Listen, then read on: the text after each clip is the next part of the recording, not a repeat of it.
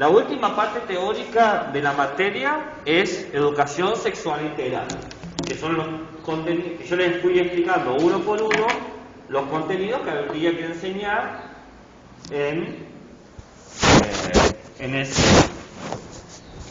cuando estén frente al aula. ¿Bien? Tengo una pregunta en esta microsecuencia que vamos a hacer, que es ambiente y vialidad. Sí. O sea, los dos temas. Elegí uno de los dos. Sí. El que más te parezca. Y estas dos últimas clases teóricas es una teoría que busca prepararlas a ustedes, ofrecerles un cuerpo teórico que les permita posicionarse de una mejor manera como docentes. La de maltrato infantil es una herramienta de apoyo a la hora de identificar cómo son sus estudiantes, ¿no? Para identificar sus dificultades, porque imagínate que se dedican al 100% a la docencia. Yo no sé cuál va a ser su futuro, no lo sé, quizás de repente se convierten en grandes astronautas y bueno, no se dedican, pero digamos que se dedican a la docencia. 20 años, 30 años, ¿bien? 20 años de docencia, suponiendo que tenés, ¿cuántos cursos puedes tener? 4 cursos, 5 cursos, digamos 5, de 30. Son 150 estudiantes al año. Bien, por 20 son más de 30.000 estudiantes que vas a tener. Me vas a decir que ninguno va a tener ningún problema, que no te vas a encontrar con ninguna dificultad. Estadísticamente es imposible. Entonces, es importante estar preparado para eso. Estaría buenísimo que no pase, estaría buenísimo que no te suceda, pero sería ingenuo de nuestra parte no prepararnos para eso. Entonces, la de maltrato infantil es justamente una herramienta de preparación. Cómo identificarlo y qué hacer, básicamente. Y la otra, tecnologías del yo, es una importante pregunta. Una pregunta que muchas veces se le hace a la ética y ciudadanía. ¿Por qué enseñar ética y ciudadanía? ¿Estamos obligados a enseñarla? ¿Podemos vivir sin enseñarla? ¿Qué se espera si no la enseñáramos? ¿Por qué traigo eso? Porque de vez en cuando aparecen movimientos institucionales que dicen no hay que enseñar ética y ciudadanía. Ética y ciudadanía debería ser algo optativo o no debería estar. Siempre ha pasado que ética y ciudadanía o las materias relacionadas con la filosofía se intenten sacar. No tomo parciales. Como todos los temas al final. ¿Toma coloquio o cómo lo va a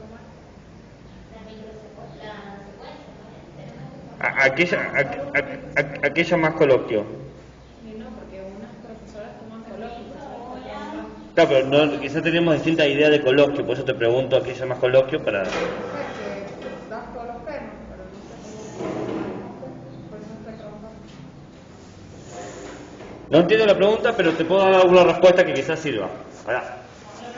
Para regularizar, tenés que tener aprobado las 4 microsecuencias, bien, con sus argumentos, más aprobada la secuencia integral reguladora de 240 minutos de duración, que vos tenés que construirla teóricamente y presentarla. No es que vas a hacer un super discurso, vas a decir, pensé esto, hice tal cosa, ¿bien? Aprobado eso, listo, regularizaste la materia. Asumiendo que tenés la asistencia mínima, ¿no? Para promocionar, o sea, si regularizaste quiere decir te presentás en la próxima mesa o en la mesa que vos te prepares y ahí sí se hace el famoso, no sé si a eso decís coloquio todos los temas, o sea, yo te puedo preguntar en una mesa de examen todos los temas que se han dado, no los temas que no se han dado. Yo sé que hay gente que hace eso, a mí no me gusta. Yo tomo los temas que di. Si no llegué a dar un tema, no te lo doy, pero si lo di, lo malo es que como soy tan obsesivo, siempre llego a dar los temas, pero bueno.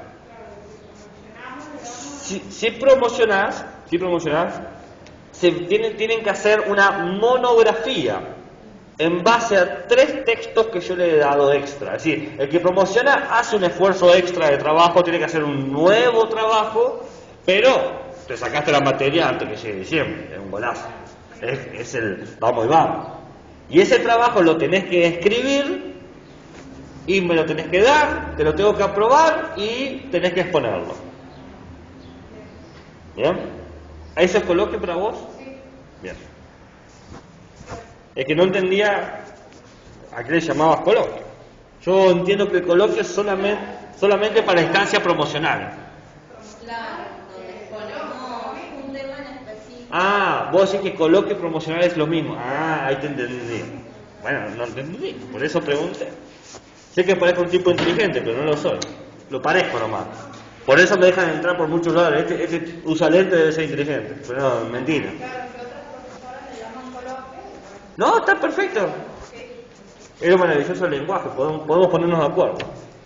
Y entonces, había quedado claro, este tema del maltrato infantil y luego tecnología del yo es sobre por qué puede llegar a ser necesario enseñar ética.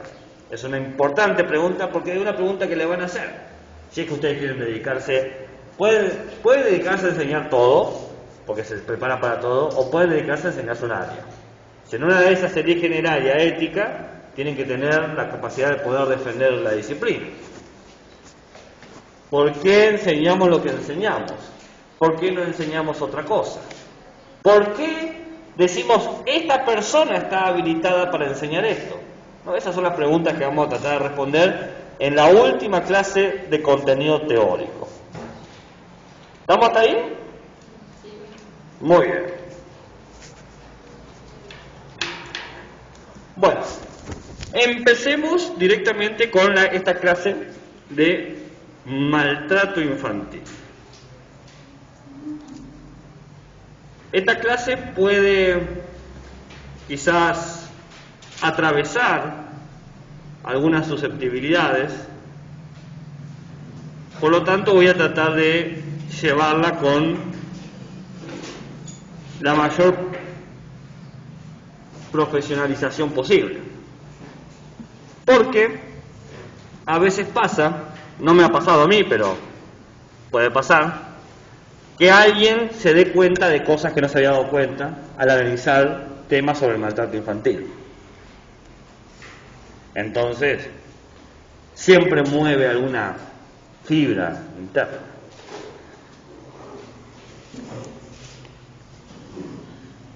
Maltrato infantil. Para empezar, me gustaría darles algunas cifras, como para que dimensionemos esto, que de alguna manera ocurre frente a nuestras narices, pero no lo percibimos. Y mucho menos se ha percibido tras 2 años de encierro, de cuarentena. Según las últimas estadísticas, y aclaro esto porque yo es más, a principio del cuatrimestre estuve buscando las últimas, o sea, estadísticas nuevas, se habían sacado nuevas estadísticas, y estuve buscando hace 2 horas si ya había salido, o sea, busqué de vuelta por las dudas. Así que, según las últimas estadísticas del 2016, es decir, tenemos 5 años de antigüedad, igual hay un par de datos nuevos que encontré en otra parte, ¿no? Pero estas son el informe mundial del maltrato infantil de UNICEF. ¿Bien? Tiene como cierto peso. Según este informe,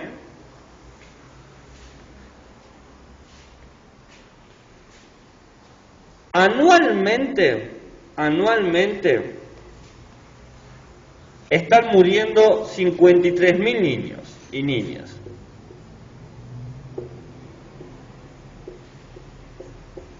Mueren. O sea, cada año muere esa cantidad. No es mucho. Pero acá empieza la cosa. O sea, tasa de mortalidad, uno esperaría quizás un poco más.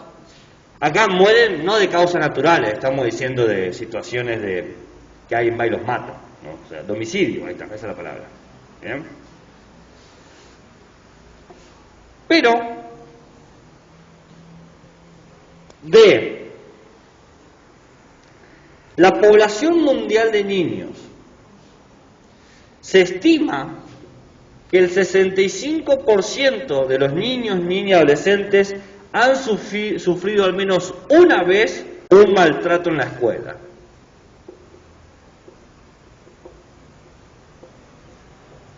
¿Qué sé yo? Un estate quieto de un preceptor.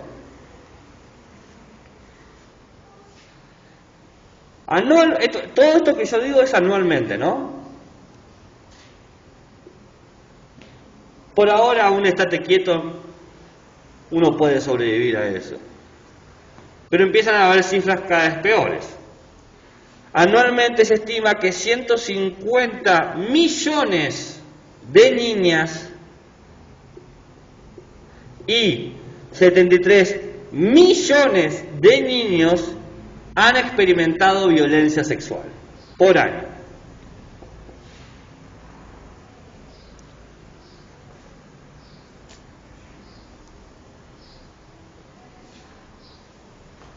Anualmente se calcula que 3 millones de niñas sufren mutilación genital. ¿Saben lo que es la mutilación genital? Creo que hablamos de eso en ese.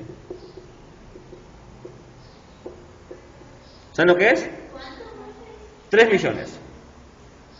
¿No? La mutilación genital puede constar de dos cosas. Una, cortarte el clítoris. Dos, coserte la vagina. Esa es la mutilación. En países, por ejemplo, de la África subsahariana, en Egipto y Sudán, se dicen que son los principales países que cometen esta práctica, pero es una práctica que sucede en todo el mundo. Se calcula que anualmente hay 118 millones de niños trabajando. 218 millones de niños trabajando. Se calcula que 1.800.000 niños, niñas son prostituidos. Y se identifica que solamente el 2,4% de la población de niños, niñas y adolescentes están protegidos jurídicamente contra castigos y abusos físicos. Creo que a la vista está que es una situación un poco alarmante, porque no estamos hablando de 1.000, sino hablamos de millones.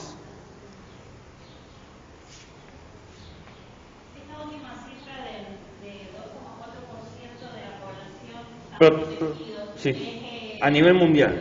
Sí, a nivel mundial, pero es porque, ¿cómo puedo decir? Porque no están en situación como de calle o No, porque existen leyes que los protegen. Claro, pero es como en general, una familia que no es maltratadora en nada. No habla de la familia, habla de que existen leyes para eso. Bien. Dice protección jurídica. Bien. Vos podés estar en una familia muy linda y te pueden golpear igual, o sea, no importa. El estatus económico de la familia no define si va a ser o no maltratadora o violenta. Pero yo decía una familia que no sea maltratadora, no importa. No, está bien, entendí. Por eso te digo que es solamente que existan leyes. Entonces, a nivel mundial, leyes específicas para poder enfrentar toda esta situación existen solamente protegen solamente un 2,4%. Tengo acá otros porcentajes bastante interesantes. A ver, ¿cuáles voy a leer?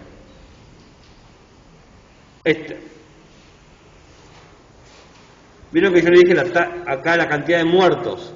Le voy a dar acuerdo a la edad. ¿Bien? Homicidios, estamos de acuerdo a homicidios.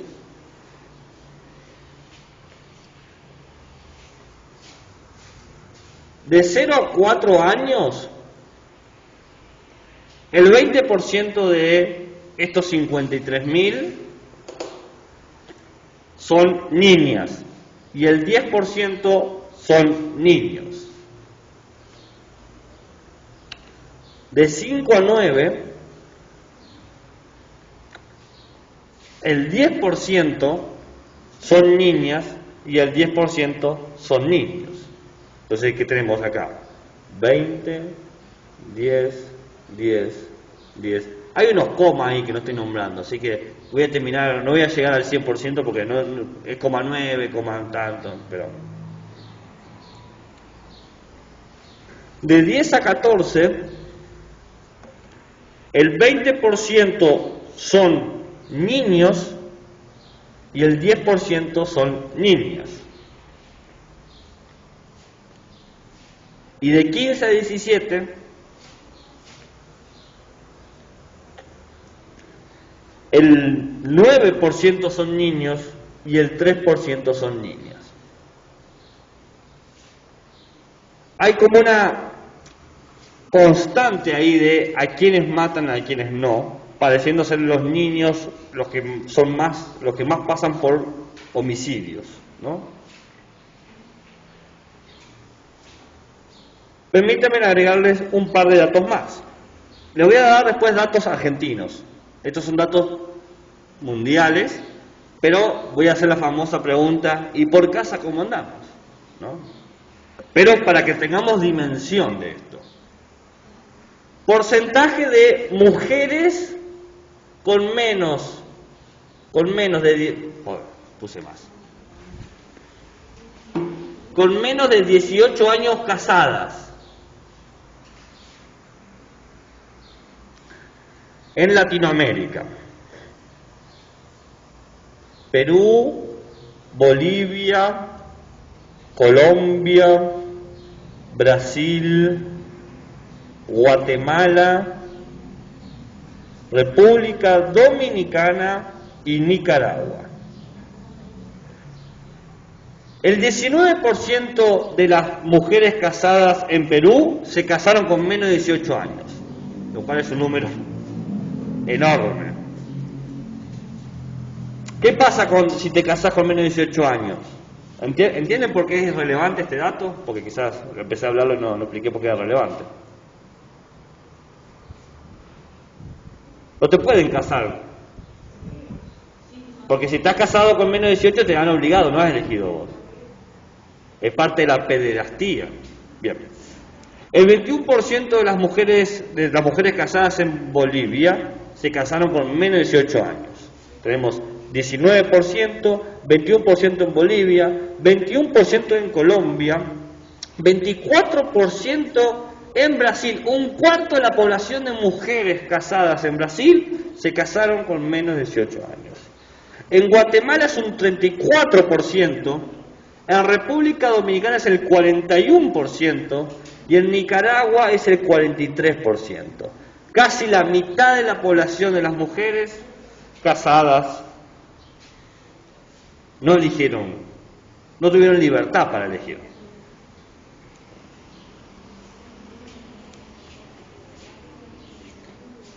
Y acá hay un dato que voy a hacer lo que se llama dato cruzado.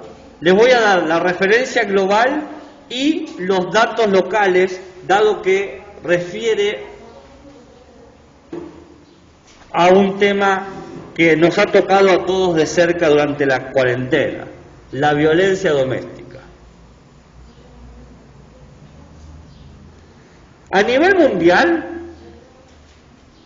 en el sur de Asia, todos los países del sur asiático representan el 31% de violencia doméstica, es decir, de las familias en Asia, del 100% de las familias, el 31% cometen o experimentan violencia doméstica. En la África subsahariana, es decir, los países de África del Sur, bien, el 27%. En los países desarrollados, así aparece en UNICEF, pero que serían los países europeos, el 9% de la población sufre violencia doméstica. Y en América Latina y el Caribe también es el 9%. Ahora, acá tengo el otro dato, y el Caribe, sí. Ahora, en Argentina, 2020, según el registro del Ministerio de Justicia y de Derechos Humanos de la Nación, este 9% aumentó a un 29%. Es decir, que de todos los hogares de Argentina, un tercio de ellos experimentaron violencias intrafamiliares y abusos sexuales, donde la violencia familiar representó un 28% y los abusos sexuales representó un 13%. No hay que sumarlos, porque si no, no te da 29. De este 29, 28 son estos, pero están cruzados. También de estos 28, 13 con estos 29, ¿se entiende, no? Vos tenés una barra y decís, hasta acá es violencia familiar, estos 29, y hasta acá es abuso sexual.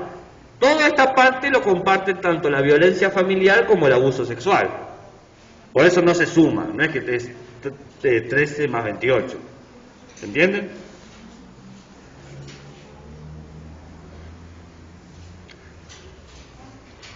Ahora voy a tirar datos más precisos de Argentina.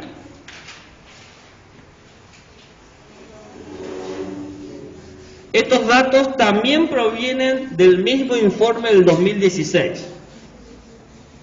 ¿Bien? Estos datos son más crudos. Se estima que hay 13 millones de niños y niñas en Argentina. O sea, ¿cuántos niños y niñas existen en Argentina? Y más o menos 13 millones. ¿Bien? De estos 13 millones, el 30,7% son niñas. Es decir, aproximadamente 4 millones. Y el 69,3% son niños. Es decir, más o menos unos 9 millones. ¿Estamos ahí? Estos son cifras nomás. De esta cantidad, se calcula que el 10% aproximadamente van a morir. Es decir, 1.300.000 niños, niñas, van a morir. De este 10%, nos vamos a encontrar que aproximadamente 100.000 son menores de 5 años y el resto, es decir, 1.200.000 son adolescentes.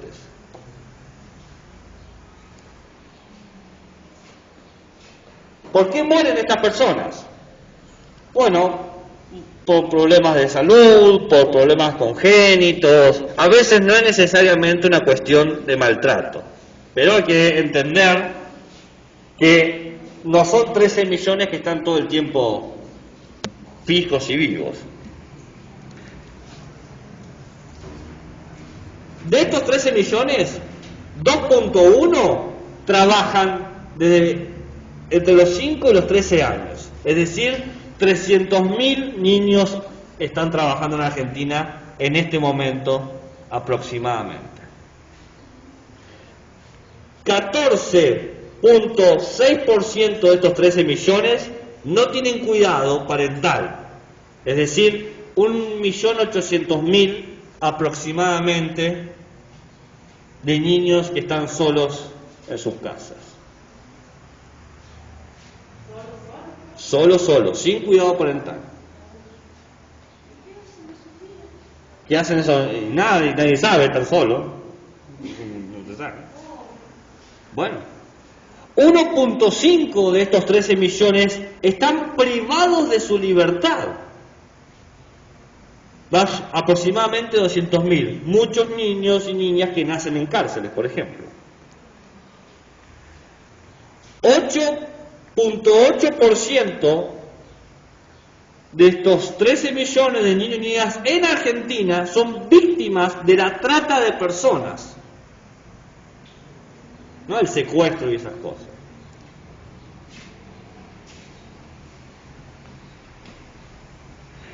Aproximadamente 108.000. De estos 13 millones, 11.5% son víctimas de violencia de género. Es decir, 1.400.000 aproximadamente. De estos 13 millones, el 30.2%, casi un tercio de la población, viven en pobreza. Casi 4 millones en pobreza. De estos 13 millones, 46%, casi la mitad, han sufrido o sufren maltrato físico. Unos 6.5 millones aproximadamente. Es decir, en este momento 6 millones de niños y niñas están siendo maltratados físicamente. De estos 13 millones en Argentina, el 19% sufre abuso sexual. 300.000 aproximadamente.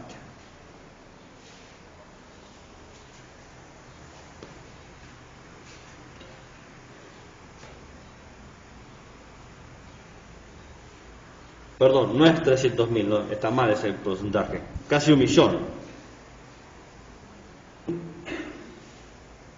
986.699 dice. Casi 1 millón. Y un 8%, ahí sí, casi los 300.000, sufren maltrato psicológico. Que sos feo, que no servís para nada, que sos una porquería, ¿no? Eso es maltrato psicológico. Entonces, como verán, las cifras son alarmantes.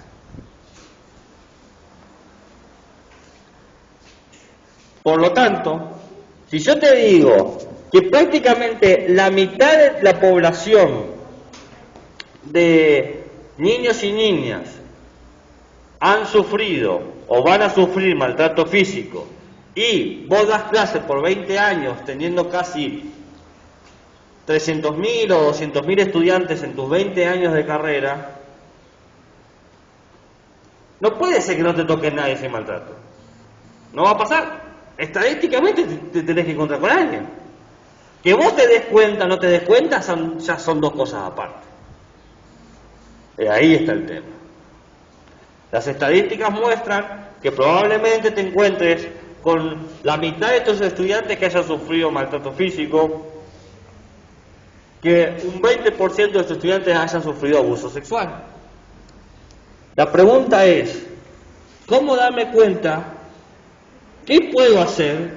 ¿Y debo hacer algo? No son preguntas que hay que tomarse a la ligera. Son preguntas relevantes. Entonces, vamos a definir lo que es el maltrato infantil. Vamos a dar indicadores sobre el maltrato infantil. Y finalmente vamos a decir lo que institucionalmente se puede hacer. Los pasos a seguir. ¿Bien? no nos quedamos con las ganas de saber qué hacer. Hay un protocolo institucional del Ministerio de Educación que eso es lo último que voy a explicar. Bien.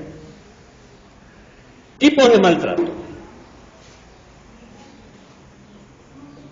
¿Estamos hasta aquí? ¿Alguna duda? Bueno, definición. El maltrato infantil es cualquier acción, es decir, una agresión directa, o cualquier omisión, por ejemplo, falta de cuidados necesarios. Es decir, el maltrato infantil es cualquier acción, por ejemplo, una agresión directa, o cualquier omisión, por ejemplo, falta de cuidados, que desde una relación de dependencia y o abuso de poder causa un detrimento en la integridad física, en la integridad psicológica o en la integridad social del niño. Detrimento. Detrimento. Sí. Detrimento es lo contrario a desarrollo. Vos te desarrollás y te detrimentís. Bien. Detrimento. En la integridad física, psicológica y social del niño, o que amenace su desarrollo físico y psicológico normal.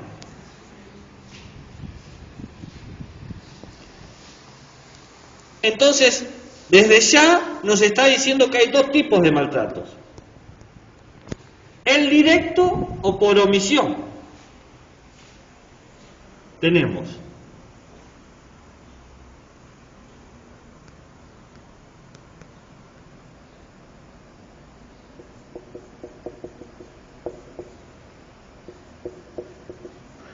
al principio nos dice que hay dos tipos de maltrato, el activo o el pasivo, el directo o omisión, pero en realidad hay más. Tenés el activo físico, el pasivo físico, el activo psicológico, el pasivo psicológico, ya vamos a ver por qué se divide. Y por último, en una categoría aparte, el abuso sexual. Esto va más allá de estos que estoy diciendo. Lo que tiene que quedar claro es que esta acción u omisión que genera detrimento en el niño puede venir de cualquier ámbito. Puede venir desde lo intrafamiliar, es decir, adentro de la familia, o puede venir desde lo extrafamiliar, fuera de la familia. Vecinos, instituciones, etc. ¿Cuál es la pregunta? Activo y pasivo, estos dos son psicológicos, activo y pasivo, estos dos son físicos, y este es abuso sexual. Psicológico. Ahí lo voy a explicar uno por uno. ¿Qué?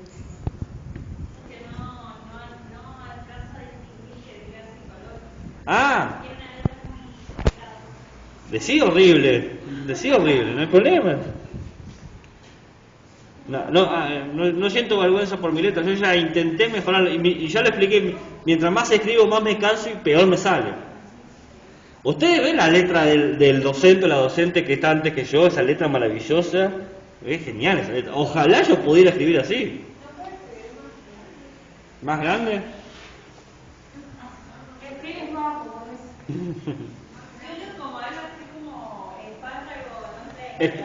Espárrago psicodélico. Bien, ustedes también están muy lejos. Están en el fondo del aula. Físico activo o activo físico. Este tipo de maltrato se identifica en cualquier agresión por parte de padres, cuidadores o instituciones que causan un daño físico que implique la fuerza, por ejemplo, a través de castigos severos o agresiones deliberadas. Castigos severos o agresiones deliberadas. Por ejemplo, que te peguen con un cinturón, que te peguen con una alpargata, que te tengan parado 2 horas frente al rincón. Eso es un castigo físico. Implica el uso de la fuerza. En contraposición, Pero que te manden desamparado es una fuerza, o ¿qué sería? Porque fuerza para mí es fuerza de fuerza, de pegarte, de no sé, algo así. Y no, porque si estás parado 2 horas Sí, y pero no te no pones te pegado de las piernas. claro, Estás haciendo la fuerza de quedarte ahí para que no te peguen con él, pero... es un castigo físico porque estás obligado a estar en una posición incómoda, en una situación incómoda. Es como ese castigo que te obligaban a tener la mano extendida y con baldes de agua o algo a los costados. O que... ¿Qué? No. Pero son castigos que existían. O que te pongan los dedos en la mesa y te peguen con una regla. ¿Bien? Son castigos que quizás a nosotros no nos haya pasado, no lo sé. No quiere decir que... Yo di la cifra de la cantidad de gente que sufre eso. Entonces, que a vos no te haya pasado quiere decir que vos sos el 50% de la población que no le pasó. Y tuviste suerte. ¿Entendés? Pero hay gente que pega, dice, yo le doy 2 o 3 golpes todos los días para que se mantenga controlada. Voy a decir, ok, qué bajón vivir con vos, chaval. Re tóxico. El pasivo tiene otro nombre, cuando tiene que ver con lo físico se le llama negligente, que es esa situación crónica donde los madres, padres o tutores no cubren las necesidades básicas de el niño ni adolescente. No lo alimenta, no le da comida, no lo abriga. ¿Bien? Eso es un típica actitud de pasivo. No lo golpea, pero negligencia. Pero, ¿cómo? Claro, no cubre, no se fija si está bañado, ¿no? Si se lastimó, no lo lleva al hospital, o no lo cura. Claro. No, pero estamos hablando de físico. La atención va acá, en lo psicológico.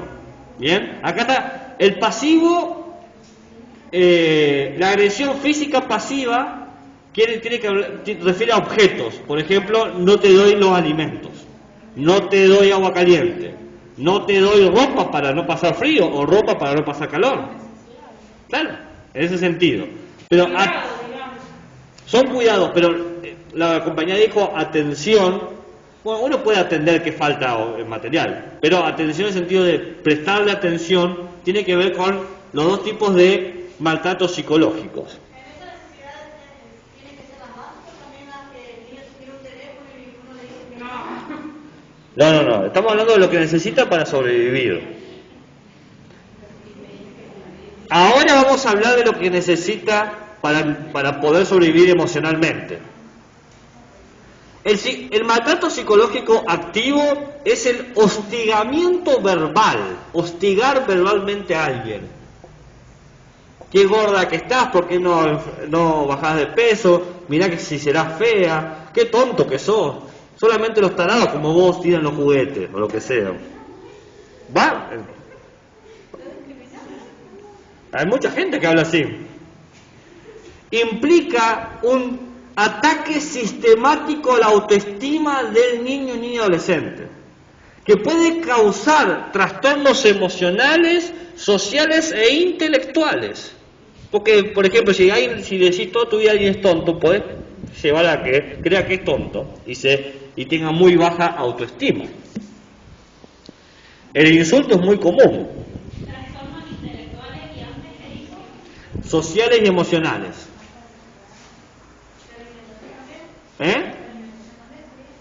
¿Por qué? Porque si a un niño le dice gordo todo el tiempo que está gordo, Sí. ¿no se va a transformar con eso también? Bueno, pero eso tiene que ver con la salud del niño, no sé qué. ¿Estamos de acuerdo ahí? Porque como usted dice trastorno, se transforman todos. Claro, trastornos psicológicos, el niño no querer ingerir alimentos, quiere decir ella. Como la bulimia y ese tipo. Bien, sí, eso tiene que ver con trastornos emocionales, con la autopercepción del cuerpo. Esa decisión sistemática tiene que ver con una percepción. Y cuando es al contrario, por ejemplo, verse con ¿Cómo? O obesidad. No, volver con al principio de la Por pregunta. ejemplo, si en vez de ser bulimia, que es un trastorno de la autoconstrucción del cuerpo, Sí. si fuese a la inversa, que es digamos, la obesidad. No, la obesidad como tal es un efecto, puede ser un efecto de muchas cosas. Pero, por ejemplo, la depresión puede producir obesidad porque no tenés autocontrol en lo que ingerís. Te das lo que se llaman atracones. Comés todo porque en realidad sentís un vacío enorme que es un vacío emocional. O dejás de comer, o sea, te va a los extremos. El maltrato infantil psicológico pasivo se lo llama abandono emocional.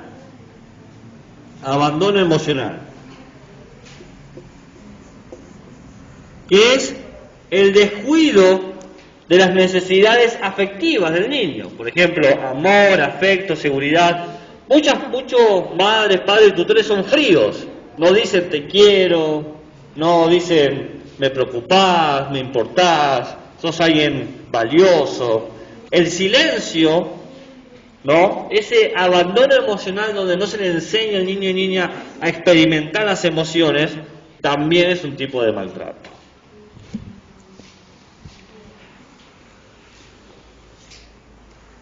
Y el abuso sexual.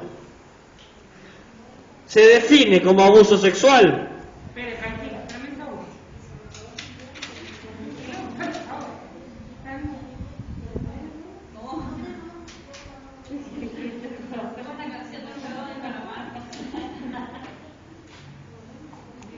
Se define como abuso sexual cualquier contacto o cualquier actividad sexual con una persona menor de 18 años por parte de una persona que se encuentra en una posición de poder o de autoridad.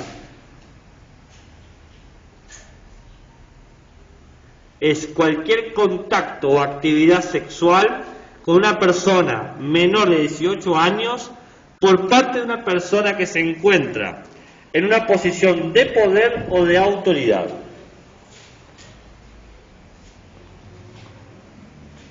Entonces tenemos 5 categorías del maltrato: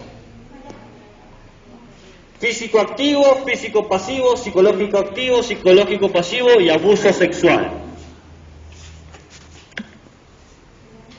¿Qué tiene poder? O autoridad. Un docente, por ejemplo. Un policía. Como lo que ha sucedido en el colegio de Sauce. No sé qué ha sucedido en ese colegio. Ha habido mucha parte del catequismo. Ah, mira, bueno. Estos abusos pueden venir de 2 lugares distintos. Lo extrafamiliar, que había explicado hace un rato, que es fuera de la familia, y lo intrafamiliar. ¿Cómo se genera el abuso extrafamiliar? A través de la fuerza y el temor. Por ejemplo, te agarran en un callejón o te llevan a un callejón. Es más fácil identificar ese tipo de abusos. El intrafamiliar es el más difícil de todos. ¿Por qué? Porque sucede alguien vinculado a la familia o alguien de la familia que aprovecha la cercanía para generar una situación de control emocional.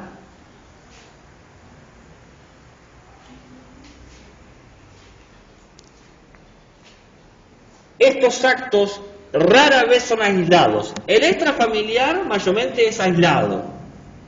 Pasa una vez, no deja de ser terrible, pero es una vez. Una persona en un momento agarra a alguien en un lugar. El intrafamiliar es algo cíclico o repetitivo, que puede durar años. A nosotros nos tocó hacer la práctica en un jardín del medio y una niña dibujaba un hombre, el padre con 3 piernas. Y la pierna del medio la hacía más chica que las otras 2 piernas. Nosotros le preguntamos por qué hacían todo siempre el mismo padre así igual. Y después nos enteramos que era abusado. ¿Y después qué? Nos enteramos que era abusado por el padre. Ya, bueno. ¿Y cómo siguió eso?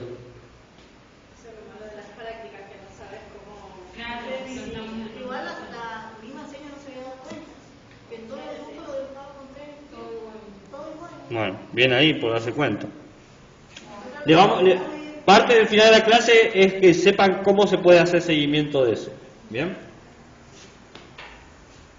Fíjense, si ya en las prácticas se encuentran situaciones con esta, imagínate el día a día. El intrafamiliar mayormente pasa por 5 fases. Primero, una fase que se llama seducción. La persona que tiene poder emocional manipula de forma lúdica al otro. Dice, vamos a jugar un juego.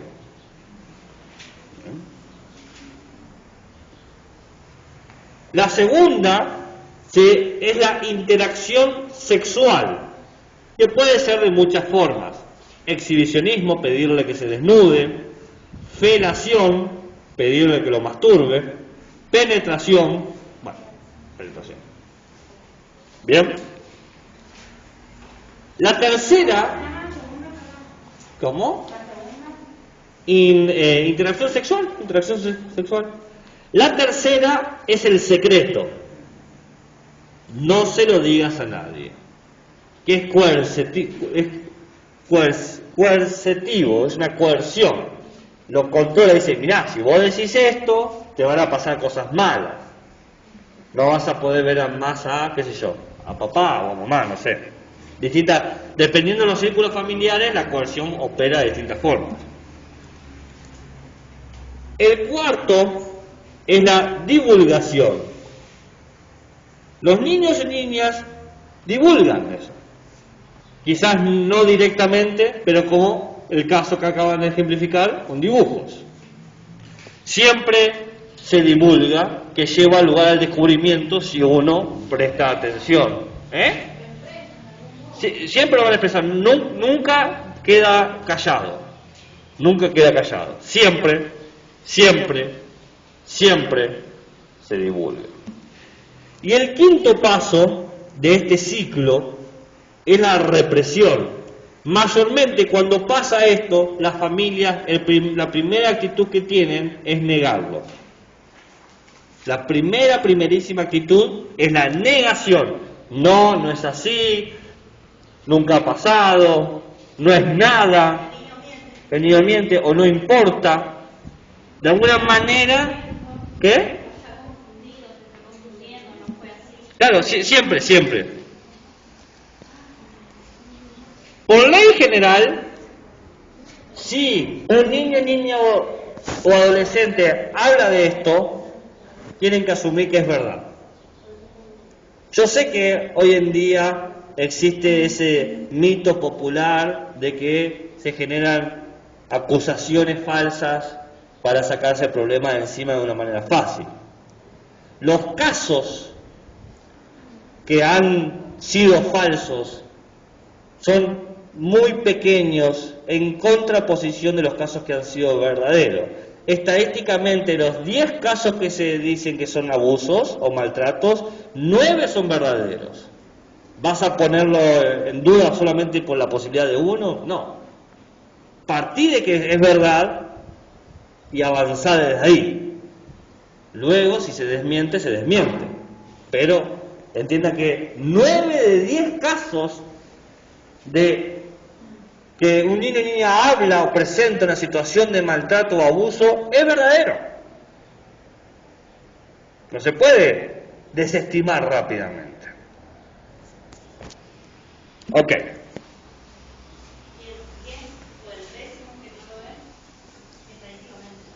¿Y qué pasa? Y nada, se trata de ver en ese caso qué llevó al niño o niña adolescente a mentir. ¿Por qué ha mentido? ¿En qué otra situación se encuentra que lleva a eso? ¿No? ¿Qué interpretación de la realidad está teniendo? Bueno, pero, a ver, que un niño, niña o adolescente no tenga un gran manejo de conceptos, que no pueda manejar la complejidad de ciertas situaciones, no quiere decir que no interprete la situación, es distinto. Es un mito de que los niños malinterpretan. Puede que no pueda manejar un sistema complejo de ideas porque está en etapa de desarrollo, pero que entienda que o se está haciendo un chiste o no se está haciendo un chiste, o que es un juego o que no es un juego, lo va a entender, lo comprende, porque quizás no entiende qué hace que el juego sea lo que es, qué hace que el chiste sea un chiste, pero nos estamos todos riendo y yo me río también. Entonces, ese malinterpretar hay que tener cuidado. Lo que se está diciendo es que en ese caso, 1 de los 10 es alguien que está diciendo algo y hay que ver por qué motivo, qué ha pasado que lleva a eso. Y punto. No voy a especular por qué es hasta que no se tengan los datos, porque ese 1 siempre es muy particular. Bien.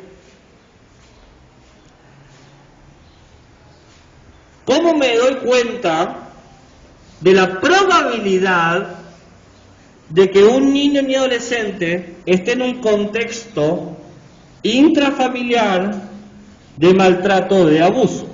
¿Cómo me doy cuenta? Es decir, ¿cuáles son los factores de riesgo que yo tengo que identificar diciendo, bueno, esto da bastante probabilidad de que en esta familia se dé una situación de maltrato o abuso? Los factores de riesgo son, bueno, la familia tiene lo que se llama una cultura patriarcal, donde el hombre o es la cabeza de la familia o decide qué es todo lo que va a pasar. Eso es un claro factor de riesgo. En la familia hay una cultura de la violencia disciplinar, es decir, la mejor manera de educar a un niño o niña es golpeándolo. En la familia hay una cultura de que el hijo es su propiedad, es un objeto que se posee. Cultura de la propiedad.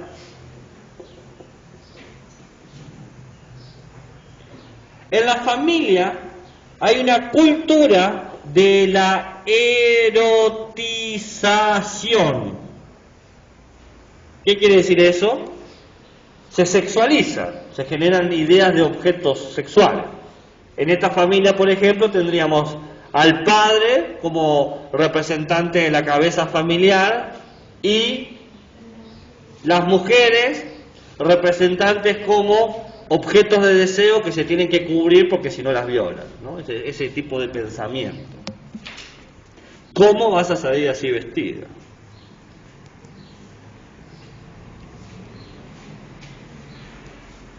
Pero hay otra cosa más en estos factores. La cultura, esta es la forma de pensar la familia sobre la vida. Pero vamos a ver también que es muy común que padres y madres que han sufrido maltratos repitan el ciclo. ¿Bien? Aquellos que han sido abusados y maltratados, es muy probable que luego sean ellos los abusivos y maltratadores. ¿Bien? Hay un ciclo de víctima. Entonces, sus traumas, sus fracasos, sus derrotas, sus dolores, hacen que tengan una baja tolerancia a la frustración y lleven todo este dolor o esta situación directamente hacia sus niños, llevándolos a abusar. Por ejemplo, qué sé yo, aislamiento social, estrés, rigidez familiar, conflicto conyugal, agresiones pasadas, en etapas de duelo, enfermedades crónicas, historia de abusos, historia de depresiones, falta de escolarización, etc. Los factores de protección, es decir, las cosas que uno identifica como opuesto, es decir, bueno, este conjunto de elementos hacen que la familia sea más propensa a evitar el maltrato, son los siguientes. Los factores de protección. ¿Me van siguiendo, no? Una cultura de la no violencia. Es decir, ver que el castigo físico no sirve para nada. Una cultura de la responsabilidad. Hacerse cargo de lo que se hace. ¿Bien? Una cultura del diálogo.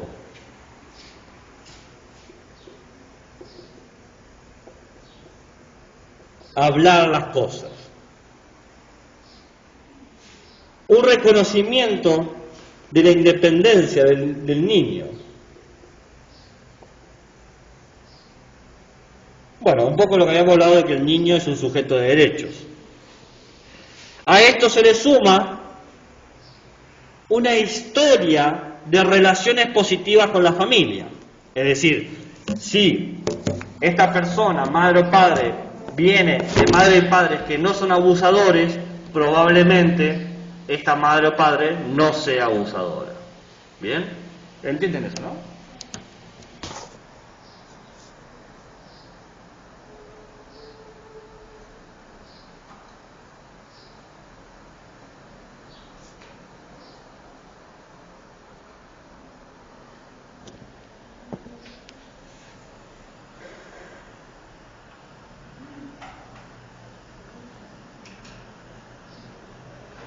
Bueno,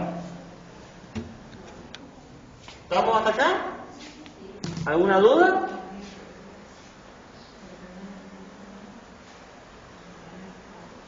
El maltrato infantil es como una enfermedad social, o es como un problema social, es un conflicto de escala social. Afecta a diferentes niveles, afecta a diferentes situaciones económicas y culturales. No está atado a una situación económica. No está atado a una situación de vida. ¿Bien? Pero sí está relacionado con la promoción de ciertas ideas, de la violencia, del abuso, de la jerarquización, etc. Pero es importante tener algunos datos que permitan a ustedes fortalecer la capacidad de identificarlos. Mayormente, el abuso sexual no incluye maltrato físico. ¿Por qué? Porque se juega a través de la culpa, no a través de los golpes. Mayormente, los agresores que maltratan a los niños, niñas, no tienen trastornos psicológicos. ¿Viste que la gente dice, son personas locas? No es así. Lamentablemente son personas horribles, pero no locas. Personas normales. Es una ficción de que existe algo así como un impulso sexual incontrolable que tiene que ser saciado. Eso es una gran mentira. No tienen que creer eso. Lo hacen porque lo necesitan. No es así.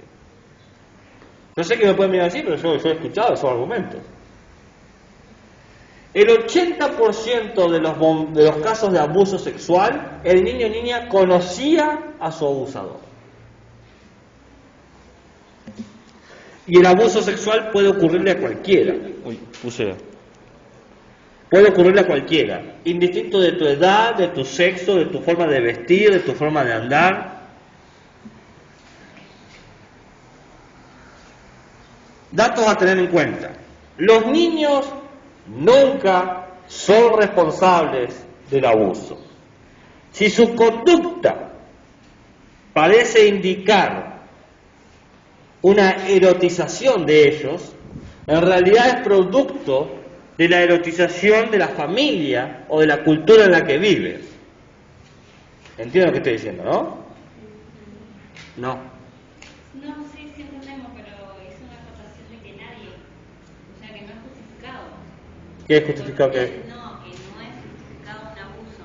Usted dice ¿No? el niño, pero está bien porque estamos hablando del maltrato infantil. Y yo le comentaba y le digo a nadie en realidad.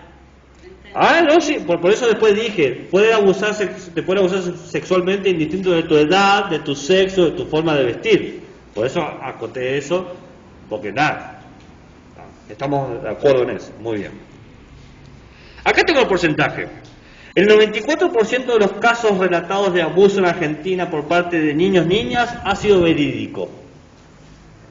El 94% de los 13 millones de niños que tenemos. Bien. La denuncia es algo necesario, es necesario denunciar porque permite tanto la reparación terapéutica familiar del caso como un control estatal.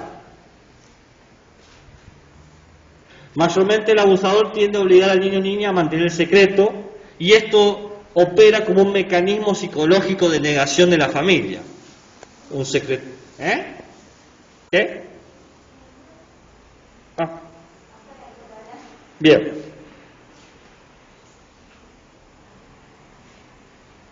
Secuelas del maltrato.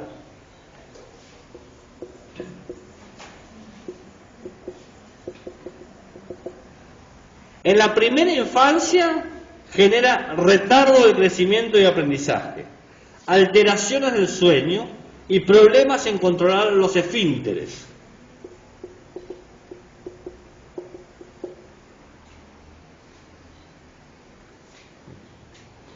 En la etapa de jardín o de preescolar,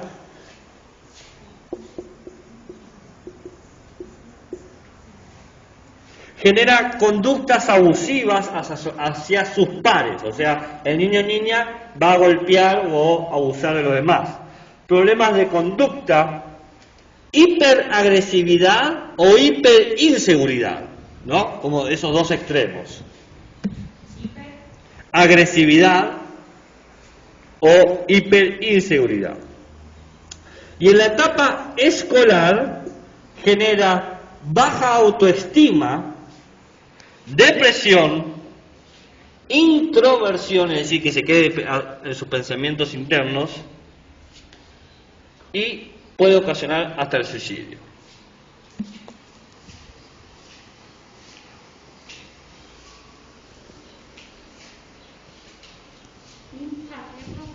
Introversión.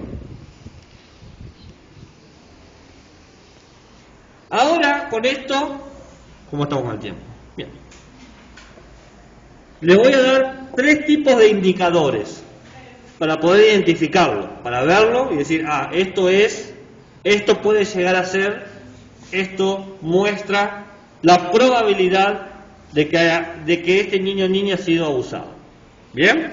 3 tipos de indicadores. 3 tipos de... seguir. No, pero si estaba esperando, ¿no?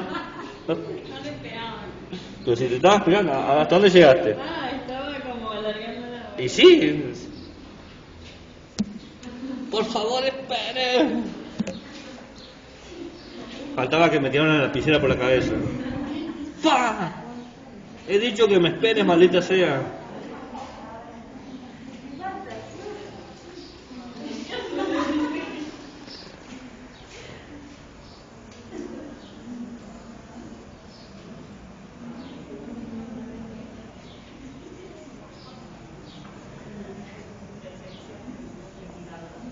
¿Estamos? Sí.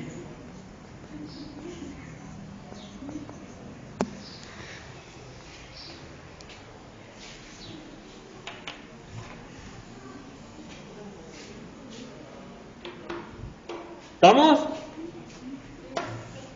¿Qué? ¿Estamos? Sí. ¿Y qué sé yo? Te estoy esperando a vos. ¿Cómo puedo adivinar si estamos o no? Ahí lo leo, ahí lo digo. No, me dice que espere, pero no me dice que ya está. Indicadores de conducta del tutor, indicadores de... O sea, tutor puede ser madre, padre, lo que sea, ¿no? Indicadores de conducta del niño e indicadores físicos del niño o niña. Me voy a sentar porque estoy cansado.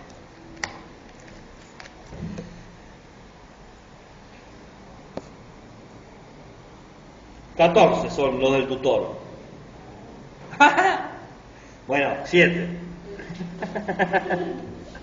¿Querés que diga 7? Digo 7. 1. Valorización negativa. Por ejemplo, valorización negativa. Por ejemplo, desprecio, humillación, culparlo de todo. 2. Amenaza constante. Mirá que si haces esto te pasa esto otro. 3. Esfuerzo por alejar al niño o niña, ¿no?, de las relaciones sociales. No te juntes, no puede ir al cumpleaños, no va a participar. ¿Bien? 4. Rechazo constante de toda muestra de afecto.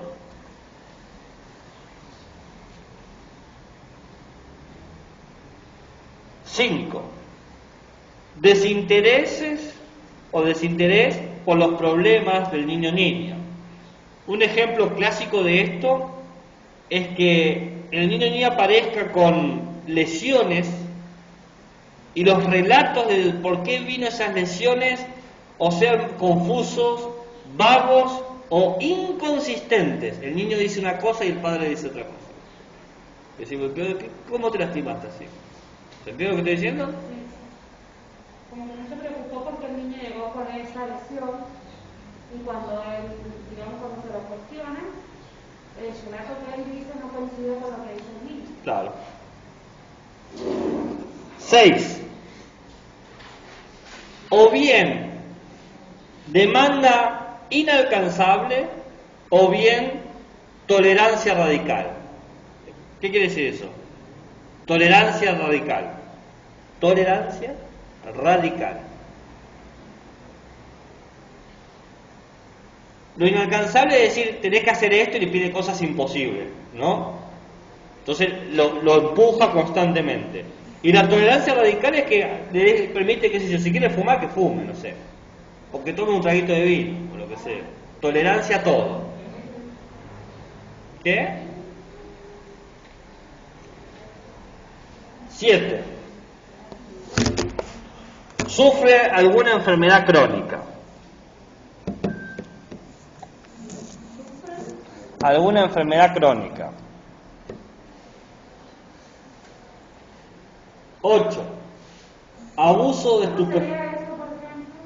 Y a veces pasa que mediante problemas psiquiátricos, las conductas de los madres padres que tienen problemas no tratados generan baja tolerancia a la frustración o generan una demonización o culpabilización de los niños y niñas y empiecen a maltratarlos. Todo esto es por culpa tuya o lo que sea.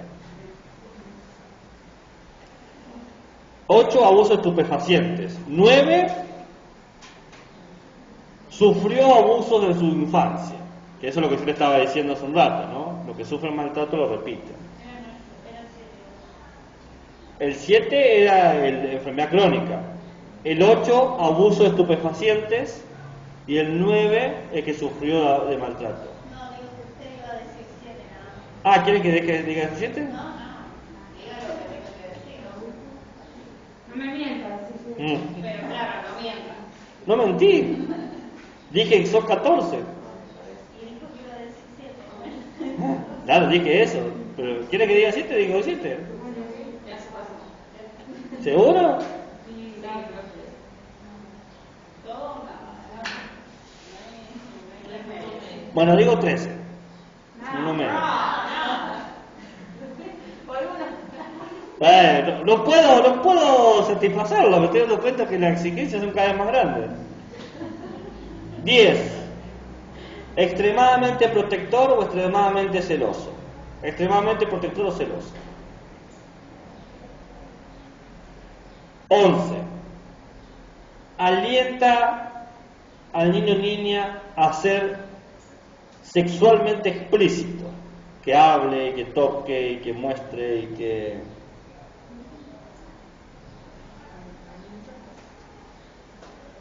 ¿Por cuál vamos? Hacer, profe, sexualmente. Explícito. 12. Está... Ay, qué santo. ¿Está bien? Está frecuentemente ausente en el hogar. Bien. Indicadores conductuales del niño o niña. y facultados. No, ya está. Sí, sí. ¿Indicadores qué? Conductuales del niño o niña. O sea, ¿qué tipo de conducta tiene el niño o niña que les da a ustedes el indicio?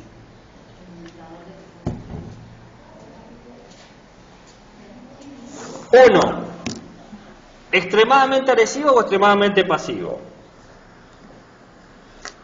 Estos los niños son extremos, así que siempre van a ser extremos. Dos, excesivamente adulto o excesivamente infantil, o sea, muy adulto para la edad o muy infantil para su edad.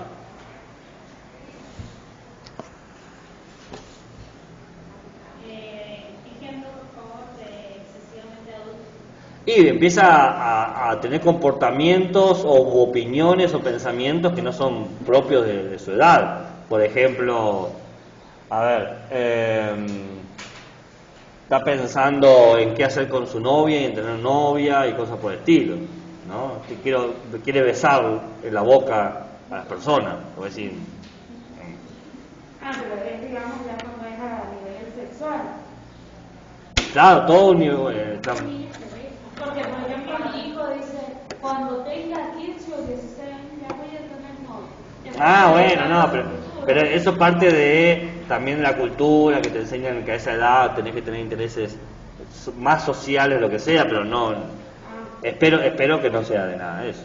No, es fantasioso. Claro, por eso. Piensa que a los 16, 17 años ya te va a haber recibido, tú ya estás trabajando. Claro, bueno, sí, típica fantasía de un niño. Falta o exceso de confianza. O mucha confianza o nada de confianza. 5. Falta o exceso, no lo mismo. Escasa higiene. Está muy sucio. Vestimenta inadecuada. ¿Cuál te faltó?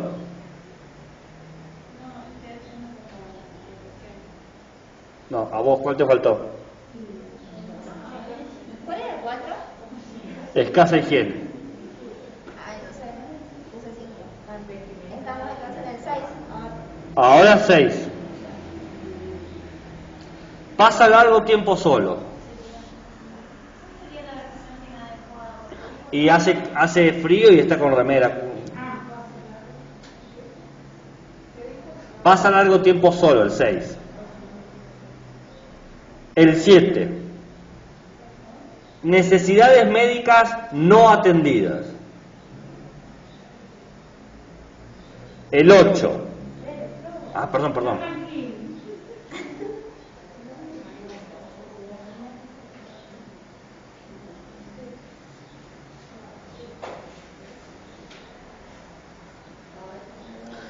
Lesiones reiteradas.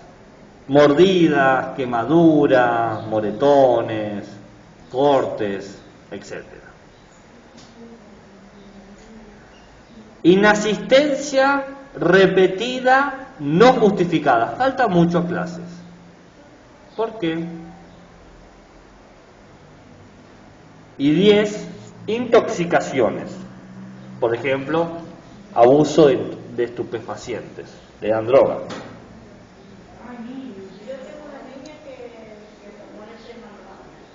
Leche de marihuana. ¿Por qué? Quedó dormida y dice que los abuelos no podían despertar y era que mi padre había llevado leche de marihuana y la habían puesto en donde se pone la leche. Realmente, y ellos han llegado del jardín y han tomado. Se habían quedado dormidos. ¿Puedes creer? Bien. Eso tiene que ver con la negligencia que habíamos hablado hace un rato. Puede hacer leche de cualquier cosa. No va a tener lactosa, que es lo que hace que la leche sea la leche. Pero leche puede generar de la almendra, de la nuez, del maní, de la zanahoria.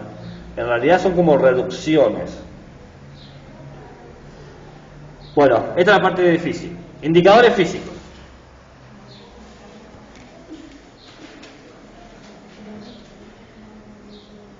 Ya no queda casi nada. Después de esto viene lo que podemos hacer como escuela o como docente.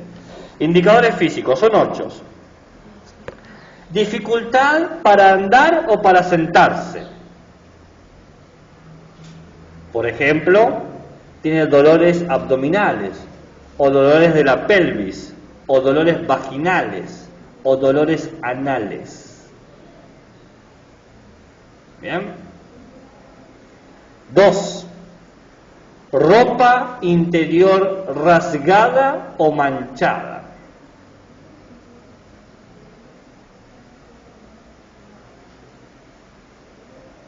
¿Estamos? Este se los voy a dictar porque es muy explícito. 3. Infecciones, hinchazón, contunciones, desgarros, hematomas, lesiones o hemorragias genitales o urinarias. ¿Cuál les quedó? Lesiones o hemorragias genitales o urinarias. ¿Entienden eso, no? Lo que estoy diciendo. 4. No tiene control de los esfínteres. Por ejemplo, le cuesta defecar o defeca y no se da cuenta que defeca. O le cuesta hacer pis o se hace pis. No tiene control de los esfínteres. 5. Tiene semen en la boca, en los genitales o en la ropa. Bien. Este 6, por el tipo de año que ustedes dan, no va a ocurrir, pero se lo digo igual. O en la ropa. El 6, no sería un caso, un milagro médico, si pasara el milagro, no, suena como si fuese maravilloso. Una anomalía médica, si pasara, embarazo incierto. En primaria puede pasar, pero en inicial no pasa. Embarazo incierto. O sea, ¿de dónde vino este embarazo? 7. Trastornos alimentarios, que es lo que hablábamos recién, como la anorexia, la bulimia o la obesidad. 8. Aislamiento emocional, por ejemplo, depresiones, llanto que parece venir sin motivo, o conductas exageradas, agresión, sexualización, gritos. ¿Bien? ¿Alguna duda sobre estos 8 ítems?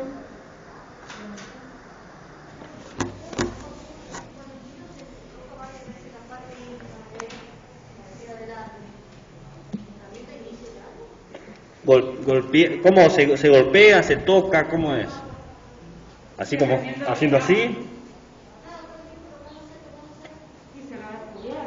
No. Puede ser que está en el periodo de que se descubrió sus partes, obviamente lo produce placer por salón, pero es un periodo en fin, tiempo, 2 años aproximadamente, dependiendo de la condición también. A los 5 podemos pensar lo siguiente. Bueno, a los 5 es cuando aprenden a masturbarse, más o menos, ¿sí? ¿No escucharon la clase de educación sexual? Nosotros pensamos en los temas que estuvimos en una charla que dieron los docentes, necesitados, ahí hablamos de eso. Bien, entonces puede que se esté masturbando y lo que hay que hacer es explicarle que eso es algo privado y que no se puede hacer en público. Es muy común que niños y niñas encuentren parte del proceso de descubrimiento de su cuerpo una gratificación que no la conceptualizan, No están pensando de repente algo que disfrutan hacer. Entonces vos tenés que explicarle que eso no se puede hacer en público, que las partes privadas no se tocan en público, que nadie puede tocar las partes privadas, etc. Ahora, si se toca por una cuestión de escozor, de que le pica, ya puede ser otra cosa. Y ahí convendría sugerir que sea atendido y revisado. Primero por un profesional de salud, quizás simplemente una cuestión de la ropa. Y ya después por una autoridad. ¿Bien? Bien. Dos leyes. La ley. Todo esto para saber qué se puede hacer y qué no se puede hacer, ¿no? La acción institucional. La ley 26.364 del 2008 y la ley 24.417 de 1994.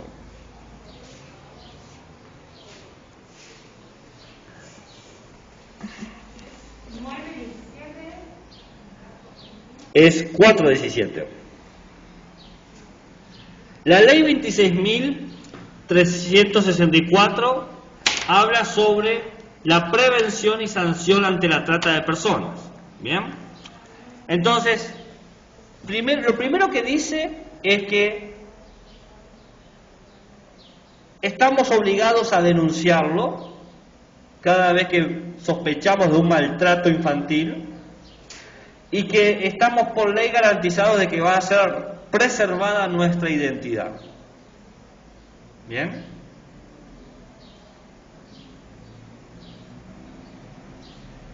Entonces, ¿podemos nosotros como docentes denunciar? Estamos obligados como docentes a denunciar y estamos protegidos como docentes de haber denunciado. Supongamos que nos toca uno de los 10 casos, que no es verdad, vamos a estar protegidos. Pues, esta ley lo hace. El que denuncia tiene inmunidad civil. No puede ser acosado u hostigado o se van a dar las fuerzas necesarias para protegerlo ante el acoso. Bien. Y se buscará el castigo al agresor. Eso hace la ley 26.000. Habla sobre nuestra obligación como docentes. ¿Bien? ¿Se entendió? Es fácil. La ley 24.417 habla sobre la violencia familiar. Lo que nos interesa es el artículo número 2. El artículo número 2 dice: el funcionario público tiene la obligación de denunciar. Si un funcionario público, sea el que te atiende en la garita del centro cívico, o sea el docente que está en el aula, o sea el preceptor, tiene la obligación de denunciar, de efectuar la denuncia.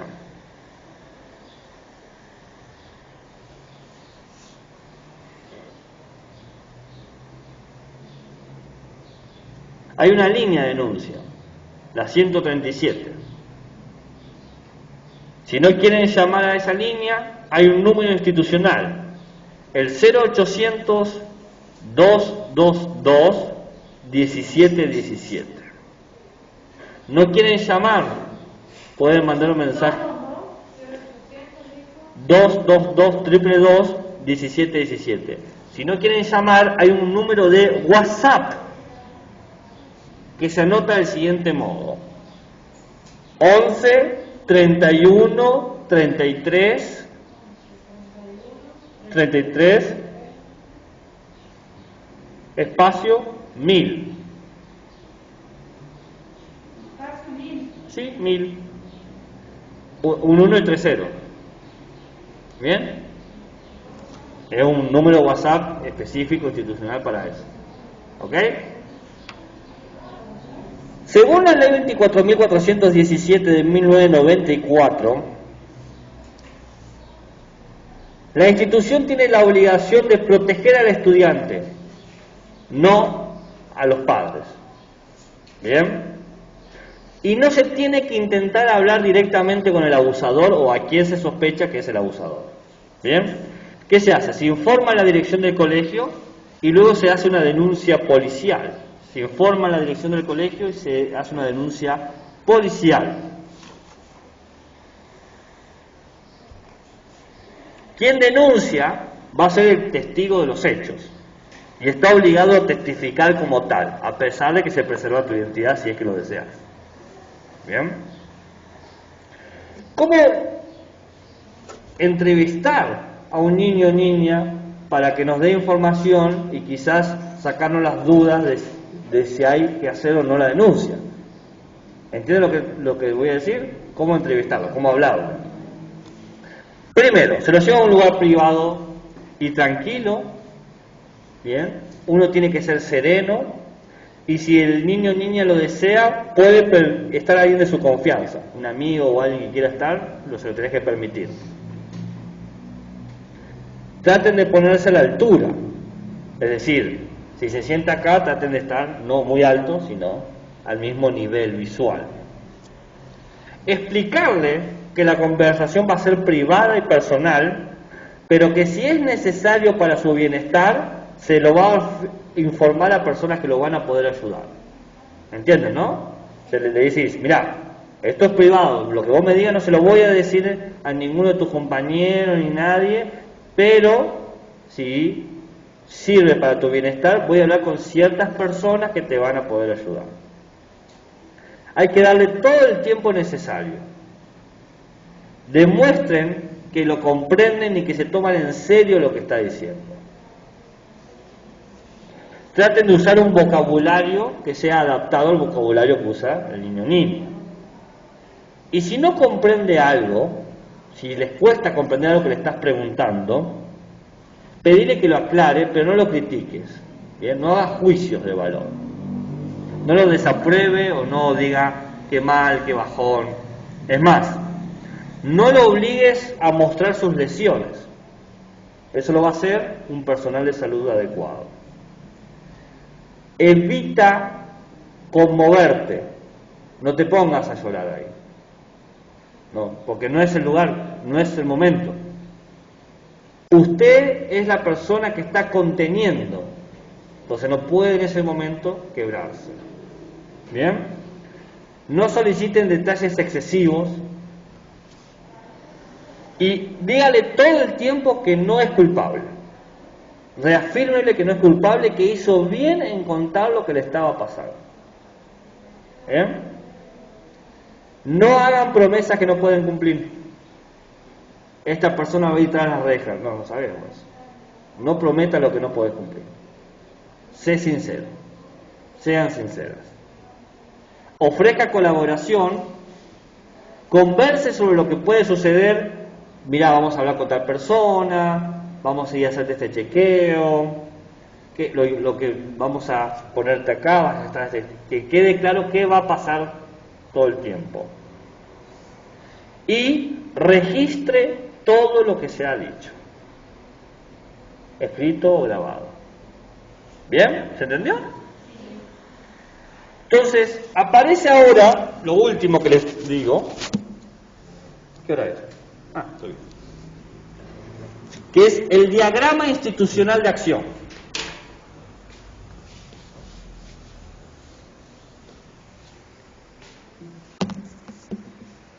Es un pequeño diagrama. En los libros de ESI, de PEI, al final están. Bien, que yo les di material completo que tiene que leer unas páginas. Diagrama de acción institucional. Primero, identificar el problema.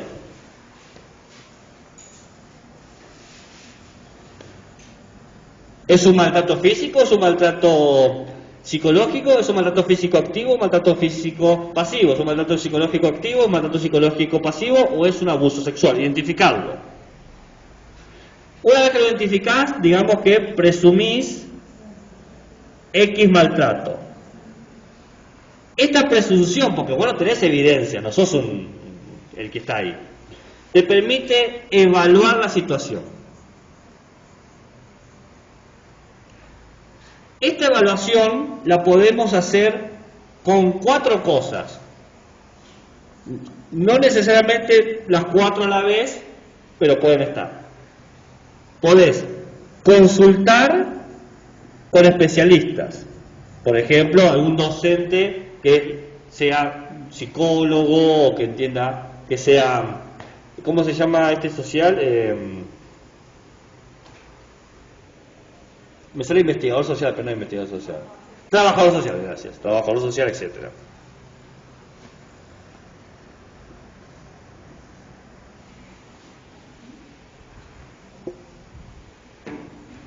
Consulta con los especialistas. Entrevistas sobre la situación legal. Es decir, en qué situación está la escuela ante estas cosas. Muchas escuelas tienen su propio mecanismo de trabajo. Esta me parece que no, pero bueno, no importa. Observe al estudiante. Si sospecha, observe y empiece a vigilarlo con más cuidado. Consulte con otros docentes y directivos si ven lo mismo que usted. Bien. Todo esto de evaluar te va a permitir tomar una decisión.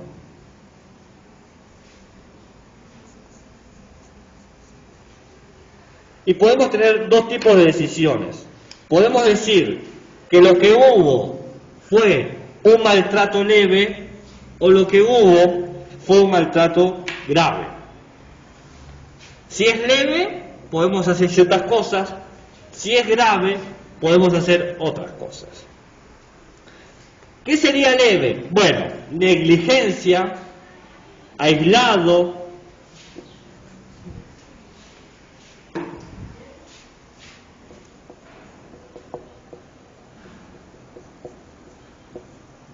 de una sola vez.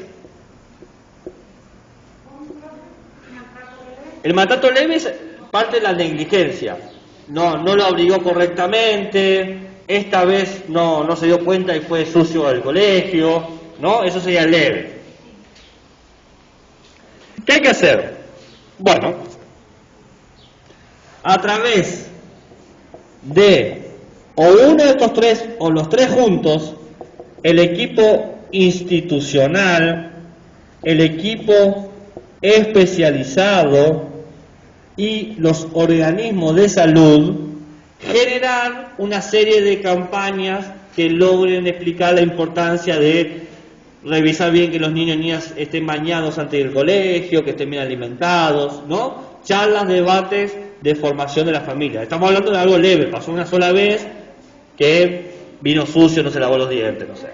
Okay. ¿El equipo Institucional, el equipo especializado y organismos de salud. ¿Bien? Si es grave, ¿estamos hasta ahí? ¿Se entendió eso? Sí, queríamos saber qué decía negligencia, Una sola vez. Aislado y una sola vez.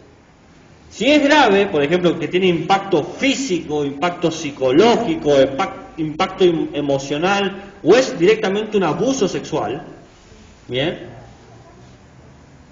Impacto físico, psicológico y emocional o abuso sexual, si es directamente eso, ¿qué hay que hacer? Se hace estas 3 cosas, pero se hace algo más. Se pone la denuncia judicial. Es decir, se hace un trabajo en equipo institucional para poder entender cómo sobrellevar la situación de este estudiante como colegio. Se busca un grupo especializado para saber cómo atender las necesidades del estudiante.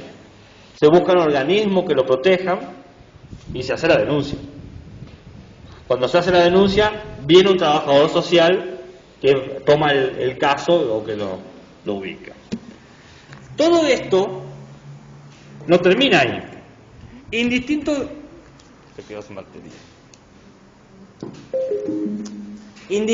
de que sea grave o leve,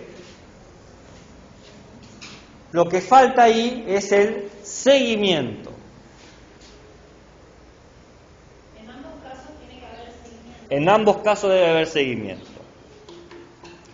El seguimiento es básicamente